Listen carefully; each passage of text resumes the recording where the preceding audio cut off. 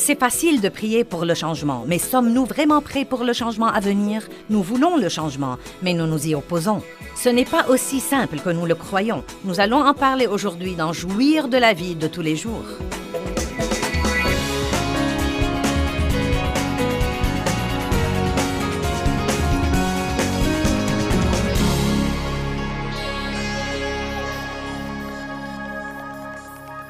Nous appartenons à Dieu. Vous ne vous appartenez pas à vous-même. Vous avez été racheté à un prix, le sang précieux de Jésus-Christ. Payé, devenu les siens, racheté, acheté. Nous appartenons à Dieu. Il nous a rachetés de l'ennemi. Et il ne veut pas nous voir chanter à l'église « Je livre mon tout », puis rentrer à la maison et piquer une crise.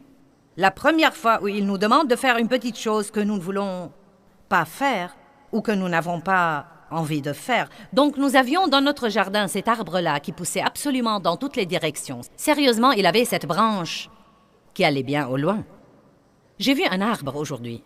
Nous faisions un tour en voiture. Non, mais il avait l'air vraiment ridicule. Il allait complètement dans cette direction et cette grande partie de lui était comme...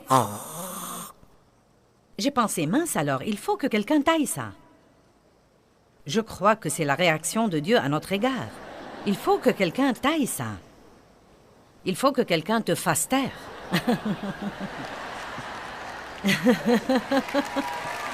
Il faut que quelqu'un te prenne à l'écart et te parle. Et donc, nous ne savions rien sur la taille. Dave a appelé quelqu'un pour venir tailler l'arbre. Et quand je suis rentrée du bureau à la maison, j'ai presque piqué une crise parce qu'il ne restait de cet arbre presque rien, mais juste comme... Non, mais il n'en restait presque rien et j'ai dit « Tu as tué notre arbre !» N'est-ce pas ce que ça nous fait parfois? Combien de fois ai-je répété au fil des années « Dieu, ça me tue, ça me tue, ça me tue, aide-moi !» Et le plus drôle, c'est que ça me tuait vraiment, mais je ne le savais pas. Ça tuait la partie de moi qui avait besoin de mourir. Ça tuait la partie de mon moi qui ne portait pas du bon fruit. Vous êtes-vous jamais entendu dire « Dieu, ça me tue, ça me tue, ça va me tuer !» Je parie que Dieu étant Dieu et sachant ce qu'il sait, je parie qu'il pense parfois que nous sommes très drôles. Et donc Dieu nous taille pour que nous portions plus de fruits, plus riches et plus excellents. Je ne sais pas si je devrais vous dire ça ou pas, mais si vous laissez Dieu commencer à tailler et vous êtes d'accord avec lui et vous commencez à porter plus de fruits, s'il voit qu'il a quelqu'un avec qui il peut vraiment travailler, mince alors, il se met résolument au travail. Nous comprenons ça. Non, mais même si vous avez quelqu'un dans votre église ou un employé que vous trouvez ouvert et prêt à être façonné et qui veut grandir et apprendre, mince alors, vous vous liez d'amitié avec lui et vous passez plus de temps avec lui. Vous n'êtes pas obligé de le dorloter, vous pouvez juste y aller et mener à bien le processus et vraiment l'utiliser. Et donc, nous voulons laisser Dieu nous utiliser, nous voulons grandir et je pense que nous devons le faire au plus vite car nous sommes assez intelligents pour réaliser que quelque chose se passe dans le monde. Et je ne vais pas essayer de prophétiser, mais je crois que si nous avons l'intention d'être prêts, maintenant est le bon moment pour être prêts. Amen. Je ne sais pas quand le ravissement aura lieu, mais je ne veux pas être laissé. Donc je veux m'occuper à bien représenter le Christ. Mais ce qu'il y a d'intéressant, c'est que j'ai cru qu'il a tué cet arbre. Et l'année d'après, cet arbre n'était pas beau à voir, mais le printemps est venu l'année d'après, et cet arbre était plus épais, et il avait une forme parfaite, une forme merveilleuse, et il était plus beau que jamais. Et je veux vous encourager ce soir, si vous êtes dans le processus de la taille, et que vous sentez que Dieu vous taille tellement que ça va vous tuer, soyez encouragés parce que vous en sortirez plus beau, vous en sortirez plus fructueux, vous en sortirez avec plus de vitalité que jamais. Ça vaut la peine. Ça vaut la peine. Nous devons cesser d'être des chrétiens infantiles, des chrétiens mous. Maintenant, Romains 8, 29. Romains chapitre 8, verset 29. Car ceux qu'il a connus d'avance, dont il était conscient et qu'il a déjà aimé, il les a aussi prédestinés. Vous avez une destinée. Il les a prédestinés, j'aime ça, à être façonnés à l'image de son Fils. Oula! Destinés à être comme le Christ. Nous aimons les enseignements sur la destinée, les livres sur la destinée, les cantiques sur la destinée. Mais vous avez une destinée plus importante que d'avoir un grand ministère, une destinée plus importante que de mener le chant et une destinée plus importante que d'avoir vos propres affaires. Votre destinée, c'est d'être façonné à l'image de Jésus-Christ et de partager intérieurement sa ressemblance et extérieurement son fruit. Eh bien, vous voyez, ça a l'air doux aussi. Nous le lisons et nous disons « Oh !» C'est plutôt comme le truc de la taille. À moins de faire une petite étude et de découvrir ce que c'est que la taille et d'aller voir quelques outils de taille. J'en ai tout un tas. Non, mais j'ai acheté un livre sur les plantes. Et j'ai vraiment étudié ça. Et j'ai pensé, ce n'est pas étonnant que je traverse ce que je traverse. Et donc, c'est juste un petit exemple et peut-être que vous m'avez même vu faire ça. Mais le modelage commence avec... Et pratiquement, c'est à peu près ça. C'est ce que nous sommes quand Dieu nous prend. Et la plupart de nous ne sont pas si souples. Car vous pouvez vraiment travailler avec ça. Et c'est plutôt intéressant, car chaque fois que je donne cet exemple, je dis à nos gens, assurez-vous de m'apporter de l'argile fraîche. Car j'en portais un peu avec moi quand je voulais faire ça, et l'argile s'endurcissait, et croyez-moi, on ne peut rien faire avec de l'argile dure. Donc, bien des fois, avant que Dieu ne fasse quoi que ce soit, il doit nous assouplir. Il y a beaucoup de dureté dans les cœurs des gens. Il y a une brisure qui doit avoir lieu dans nos vies, un assouplissement. Mais si cette argile avait des sentiments et une voix, je parie qu'elle hurlerait maintenant. Que dirait-elle à votre avis? Aïe! Arrête! Laisse-moi tranquille! Maintenant, vous savez, c'est un exemple misérable, mais nous allons prétendre que c'est Jésus. Seigneur, je te prie de me pardonner. Je ne t'insulte pas, mais c'est la seule chose que j'ai pour travailler. C'est petit et mignon, en tout cas. Bon, donc nous allons être façonnés. Ça, c'est nous. Finalement, nous sommes malléables. Il nous a probablement fallu 25 ans pour en arriver là.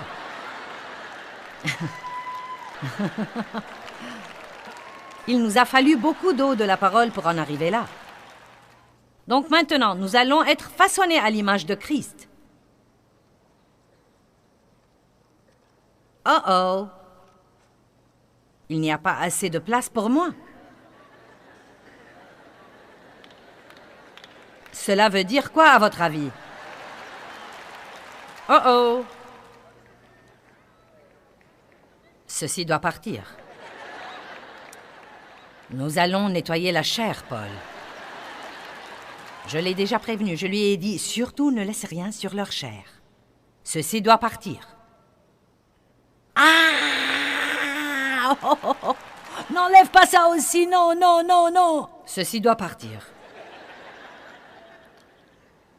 Ah. Oh, le Seigneur soit loué.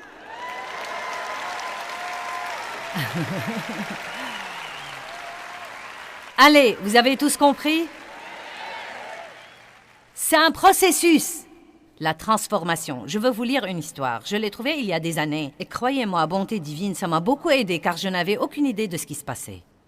Non, mais j'étais sur l'arrière de la branche. Dans le cocon. J'étais transformée en liquide. Et je ne le savais pas. Non, mais Dieu avait ses cisailles et il coupait, il taillait. Et moi, je ne faisais que crier et m'agiter et lutter. Et vouloir que Dieu en finisse.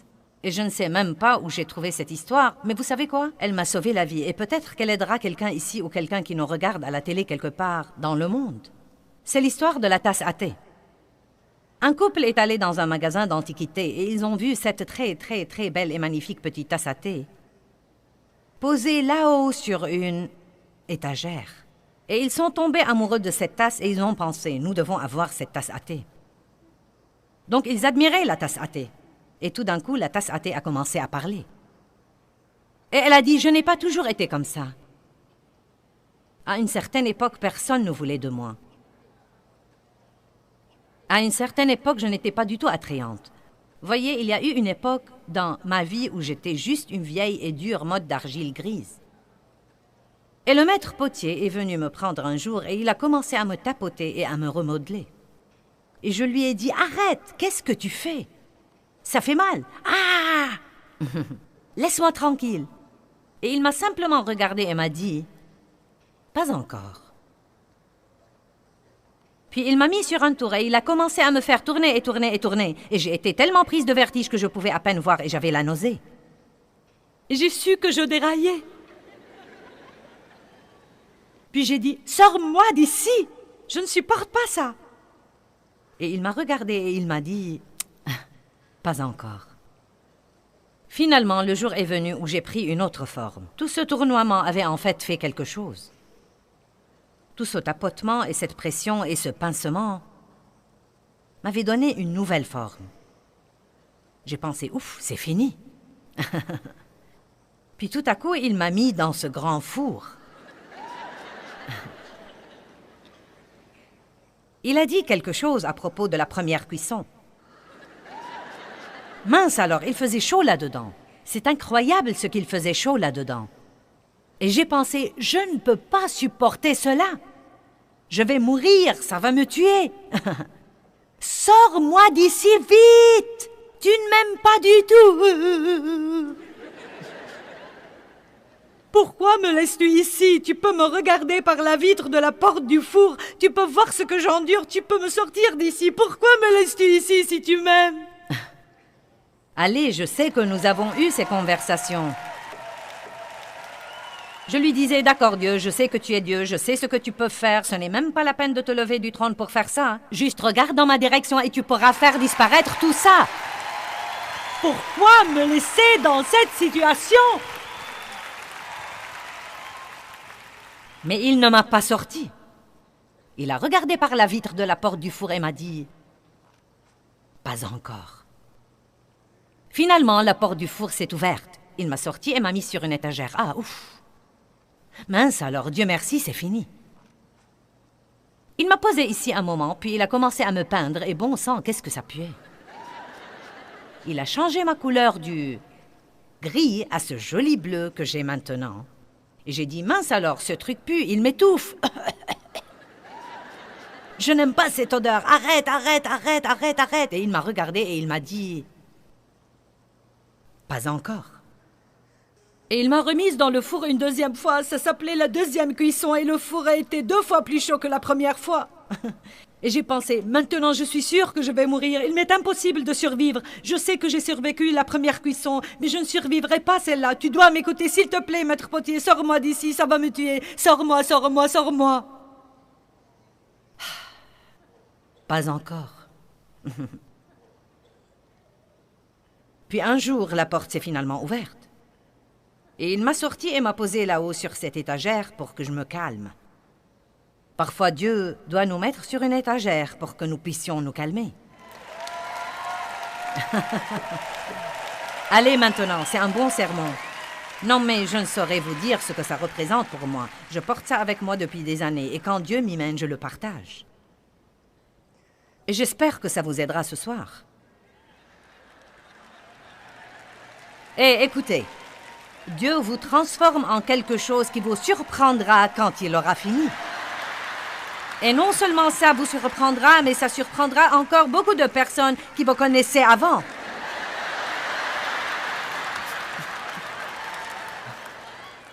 Et puis, j'espère bien, les gens diront, eh bien, ce doit être de Dieu.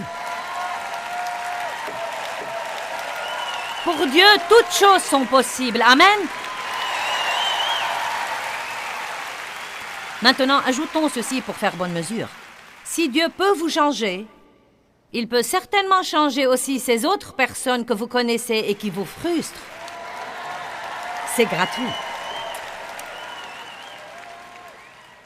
Je me suis donc calmée et il m'a finalement donné un miroir et je me suis regardée et j'étais incroyablement belle. Ah mon Dieu, j'avais incroyablement changé. Eh bien, je ne ressemblais absolument pas à cette vieille argile grise que j'étais. Maintenant, je suis cette belle, petite, délicate tasse à thé et tout le monde me veut maintenant. Il y a eu une époque dans ma vie où personne ne voulait de moi, personne ne m'aimait, personne ne faisait attention à moi. On me donnait des coups de pied et on me piétinait. Mais voyez, maintenant, je suis vraiment spéciale, mais je ne l'ai pas toujours été. Allez, rendez gloire à Dieu. Il fait une bonne chose en vous. Dieu fait une bonne chose en vous. Donc, nous devons vraiment laisser Dieu faire ce qu'il veut faire et ce qu'il doit faire dans nos vies. Et non seulement le laisser, mais encore l'inviter. Invitez-le. Dieu fait de moi ce que tu veux que je sois. Et ne le dites pas en un moment de grande émotion où le groupe de louanges joue et Delirious chante ou Darlene chante. Ça n'arriverait pas si c'est moi qui chantais, mais si quelqu'un de doué chantait. Non, mais vous pouvez avoir des moments de grande émotion où votre âme est en extase et vous dites « Je livre mon tout ». C'est facile en ce moment-là, mais quand vous rentrez chez vous alors? C'est facile même de penser que vous pouvez le faire quand je vous lis mes histoires et quand je vous dis que c'est merveilleux. Mais c'est toujours vous qui devez le subir. Et c'est vous qui devez endurer la douleur. C'est toujours vous qui devez entrer au four. Vous devez monter sur le tour du potier. Et rien ni personne ne peut soulager votre douleur.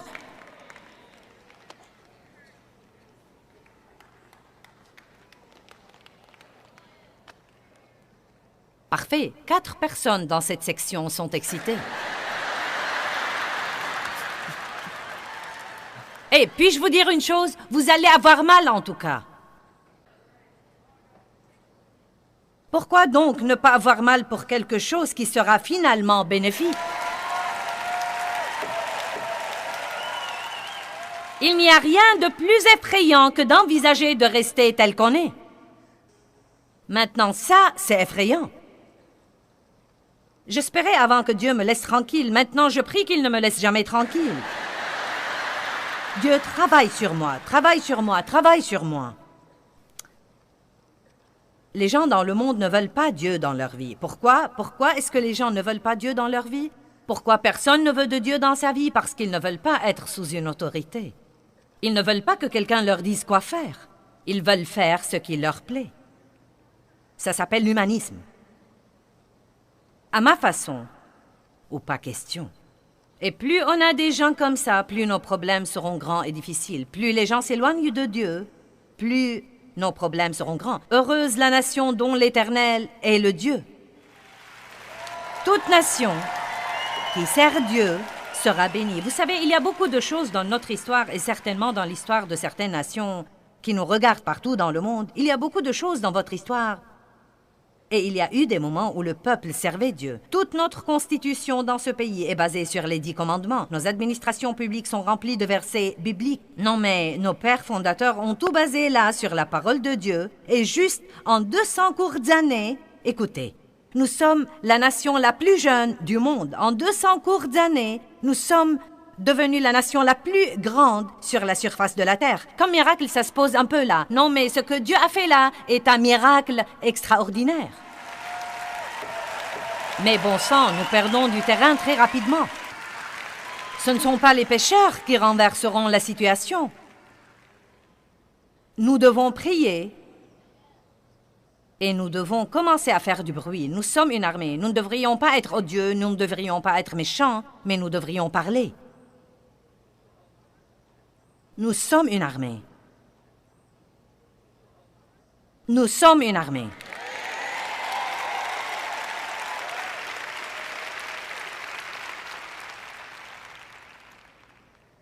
Seul un insensé dirait « Il n'y a point de Dieu ». Et vous savez comment un insensé est décrit dans la Bible amplifiée? Chaque fois que vous voyez le mot insensé, il est décrit comme un insensé sûr de lui. Donc les gens qui pensent qu'ils n'ont pas besoin de Dieu, c'est qu'ils sont pleins d'orgueil, ils sont indépendants, pleins de confiance en eux-mêmes et ils pensent qu'ils peuvent tout faire tout seuls. Eh bien, savez-vous ce qui arrive, à mon avis, aujourd'hui? Les problèmes que nous avons ne sont pas seulement ici, ils sont partout. Et je pense qu'une grande partie de ce qui arrive, c'est Dieu qui dit, si vous pensez que vous pouvez diriger votre vie, eh bien faites-le. Maintenant, je crois qu'il va s'occuper du reste de l'humanité. Je crois que Dieu va s'occuper des gens qui le servent et qui l'aiment vraiment. Mais vous savez, je n'essaye jamais de dire des choses décourageantes dans nos réunions et je ne crois certainement pas que je suis un prophète de malheur. Et je crois que de bonnes choses vont se produire et je crois que Dieu va faire de bonnes choses et je crois que nous devons tous avoir une attitude positive. Mais je veux aussi dire ceci. Je crois qu'un jour viendra où les hommes seront séparés des enfants, où la lumière sera lumière et les ténèbres seront ténèbres, et il sera évident qui est qui et chacun choisira son camp. Et je ne pense pas que nous pourrons nager entre deux eaux, ou ménager la chèvre et le chou, ou jouer au plus fin avec Dieu et y arriver dans les jours derniers. Nous devrons avoir une très forte marche dans l'amour. Nous aurons à faire très attention aux paroles de notre bouche car nous pourrions ouvrir des voies à l'ennemi en ouvrant notre bouche et en lui donnant l'accès. Et je crois que Dieu me donne un mandat dans les 2 prochaines années à donner aux gens beaucoup de viande dans mon enseignement et j'espère bien les aider à grandir. Et je vous prie de prier pour moi, car la vérité c'est que quand vous donnez de la viande aux gens, beaucoup d'entre eux essayent de la cracher et je dois trouver un moyen de la leur enfoncer dans la gorge pour sauver leur vie. Amen. C'est l'heure d'être de vrais ambassadeurs de Jésus-Christ. Entrez dans le four et restez-y jusqu'à ce que vous soyez bien cuits et à ce moment-là, sortez. Demandez à Dieu de vous tailler, demandez à Dieu de s'occuper de vous. Dites-lui que vous avez besoin de lui comme une nécessité vitale dans votre vie, que vous ne pouvez pas vivre sans lui, que vous mourrez si vous ne l'avez pas dans votre vie à chaque instant de chaque jour, car nous ne sommes rien sans Dieu. Rien sans Dieu. Amen. Notre Dieu est un Dieu extraordinaire. Et nous n'allons pas nous taire, et nous n'allons pas nous évaporer, et nous n'allons pas disparaître, et nous n'allons pas faire des compromis, et nous n'allons pas suivre le courant avec tous les autres.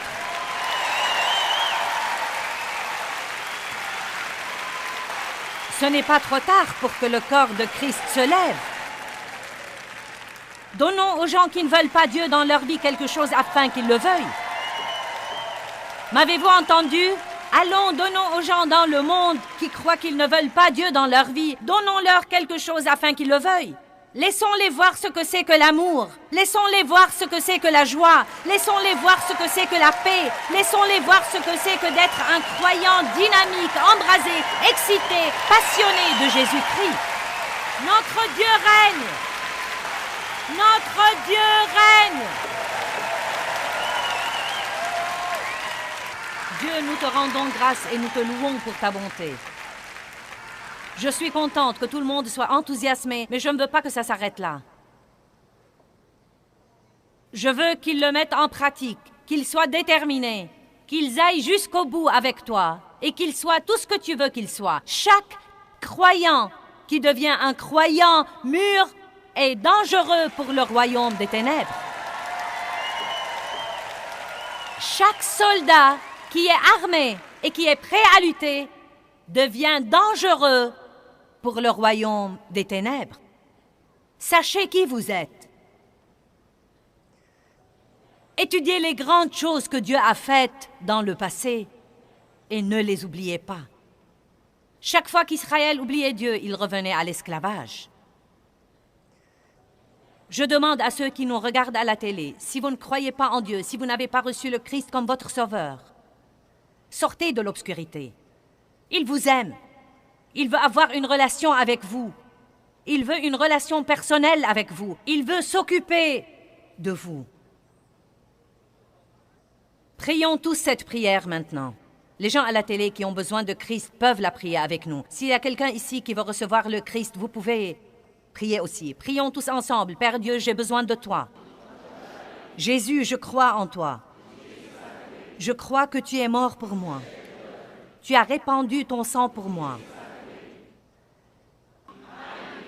Je m'humilie et je te dis que j'ai besoin de toi.